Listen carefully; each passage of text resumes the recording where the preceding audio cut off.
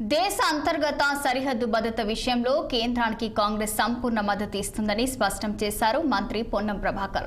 సిద్దిపేట జిల్లా హుస్నాబాద్ ఎల్లమ్మ దేవాలయాన్ని సందర్శించుకున్నారు. అమ్మవారికి మంత్రి పట్టు వస్త్రాలు సమర్పించారు.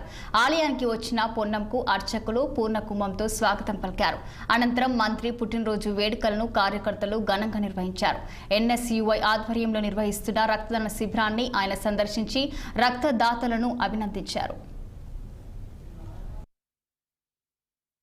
తాను పశ్చాత్తాపడకుండా కవ్వింపు చర్యలకు పాల్పడుతున్న సంబంధంలో భారత ప్రభుత్వం గట్టిగా వ్యవహరించి నిన్న జరిపిన దాడులను దానికి పాత్ర పోషించినటువంటి త్రివిధ దళాలకు సంబంధించిన వాళ్ళందరినీ కూడా శుభాభినందనలు తెలియజేస్తా ఉన్నాం. రాజకీయాలు లేవు వల్ల భారతదేశము సరిహద్దు అంతర్గత భద్రతకు సంబంధించి Congress party working committee Rahul Gandhi గారి నాయకత్వంలో స్పష్టంగా చెప్పినారు. భారత ప్రభుత్వ చర్యలకు మద్దతు ఇస్తామని చెప్పి దేశ ప్రజలందరూ కూడా కోరుకుంటున్నారు. అంతర్గతంగా భద్రతంగా ఉండాలి.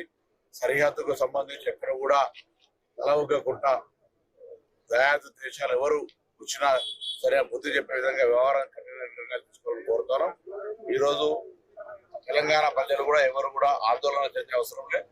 గౌరవ ముఖ్యమంత్రి గారు, మంత్రులు, ప్రభుత్వము, అధికారులు, పోలీసులు అప్పటికప్పుడు ఎక్కడికక్కడ అన్ని రకాల అందుబాటులో ఉండి ఎటువంటి ఇబ్బందులు ఎటువంటి అంశాలకు సమస్య కూడా చూస్తూ ఉన్నారు. ఎవరైనా ఏదైనా అంశాన్ని సెన్సిటివ్ అంశాన్ని దుష్ప్రచారం చేస్తే కఠిన చర్యలు ఉంటాయని ప్రభుత్వం పక్షాన్ని తెలియజేస్తున్నాం. పాకిస్తాన్ పశ్చాత్తాపడకుండా